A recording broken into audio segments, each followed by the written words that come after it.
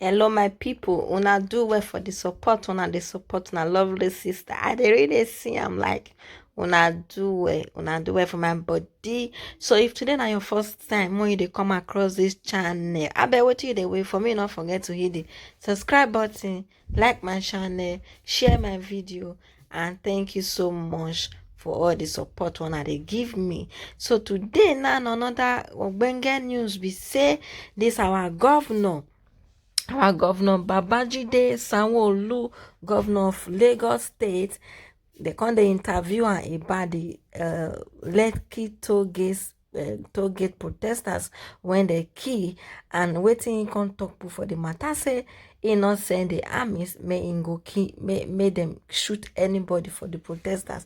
Wetin come weak me say wetin this man talk comot for him mouth come be say na only 2 people na him die for Lekki toll gate. People when they kill, now this man get to talk because in the fear now he say not being say Nigerian army may they shoot people or may they do anything when they do to them.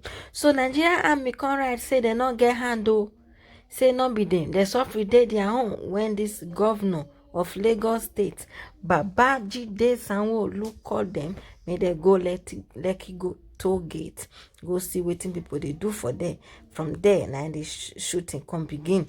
So my people, not be only my mouth now one for here and make I show now some of the video within this man talk. 2 dead bodies. That's what we've seen from all the morgues. That's what we've seen going to hospitals. That's what we've seen, as records. What has happened is there's been so many footages that we're seeing that people have shown, but we've not seen bodies. We've not. This man say no, only 2 dead body na him see. Like, but you funny, oh man, you funny. Upon the shooting when army shoot people lost their life. See blood full everywhere.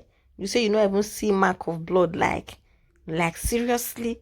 But you funny, not let God go judge you. See many people when lost their soul. They see them. I bet me gonna continue the wash.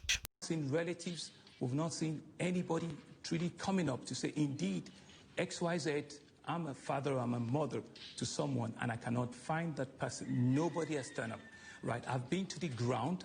There is no scratch of blood anywhere there. Who ordered people to be shot, and which branch of security services carried out the shootings? Well, I mean, from the footage that we could see, because there are cameras that are at that facility,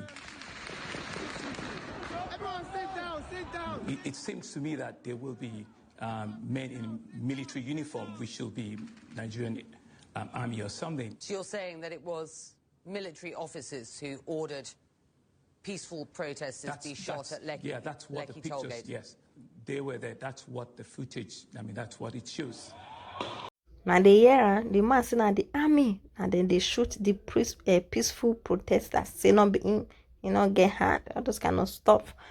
But this man, you funny, oh, and the army don't come and say not be them. As in, this man, I ain't send them. Will that CCTV footage at the toll gate be part of the investigation that you have now called for? It will be. Certainly it will be. It will be. And they're starting on Monday. They're going to be available for the judicial panel to review. It will be. Do you commit to a full investigation of what happened on the ground? Absolutely, I do.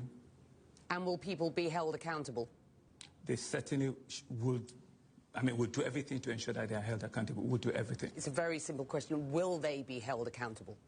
Well, to the extent that I'm not the commander-in-chief of the armed forces, I'm the governor of the state, right? The report will be out.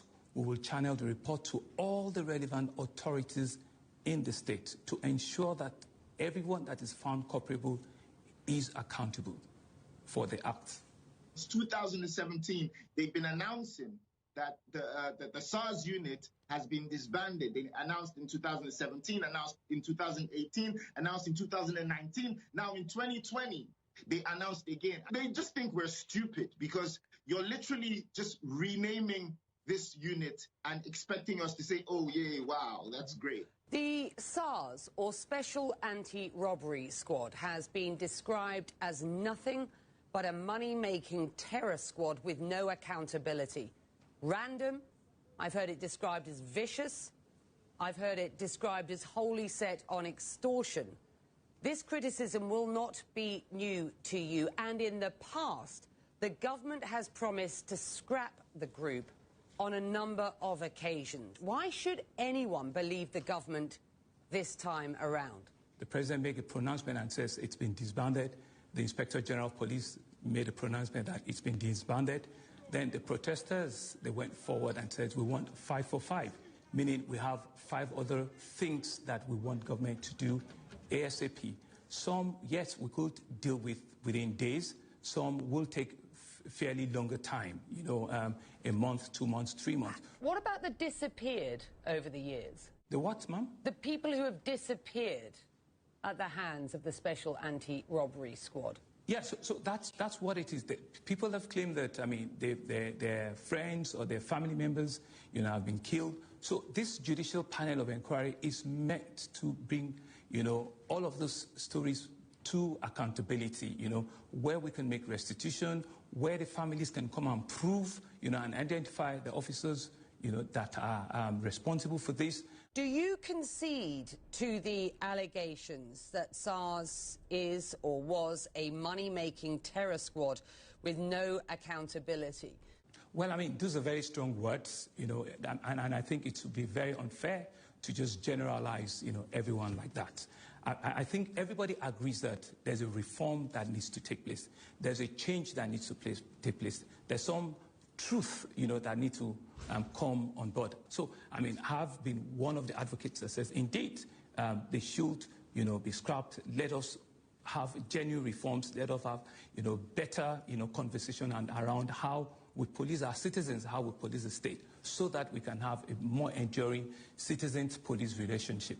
If you do not concede to the descriptions that I have seen and heard of the group, then how would you describe the Special Anti-Robbery Squad? I think it's a group that have been trained. They've been illy motivated.